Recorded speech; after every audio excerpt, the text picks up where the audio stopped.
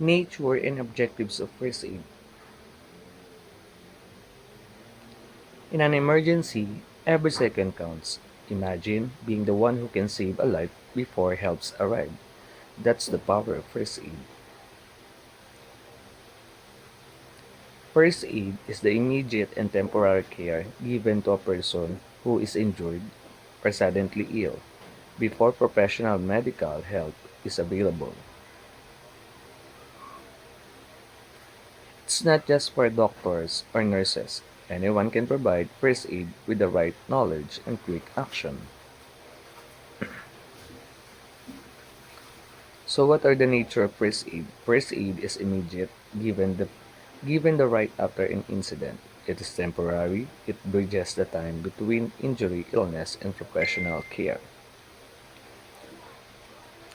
It is practical, focuses on simple, effective steps in to preserve life and prevent the condition from worsening.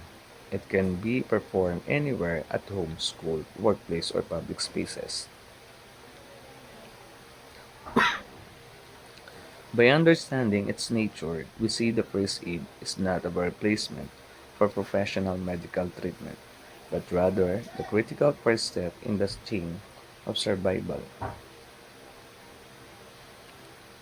So these are the objectives of the first aid. 1. Preserve life, keep the persons alive and breathing. 2. Prevent further harm, stop the injury or illness from getting worse. 3. Promote recovery, support the healing process until professional care is given.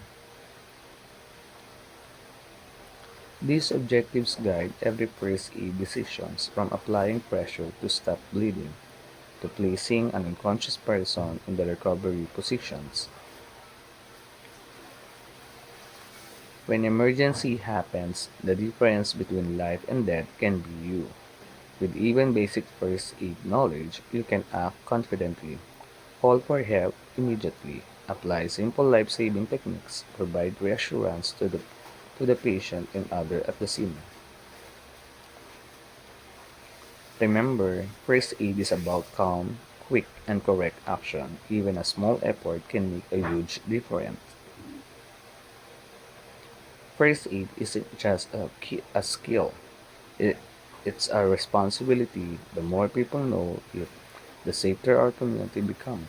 Have you ever been in a situation where first aid made a difference? Share your story and inspire others to learn these life-saving skills. If you like this video, kindly like and share and comment.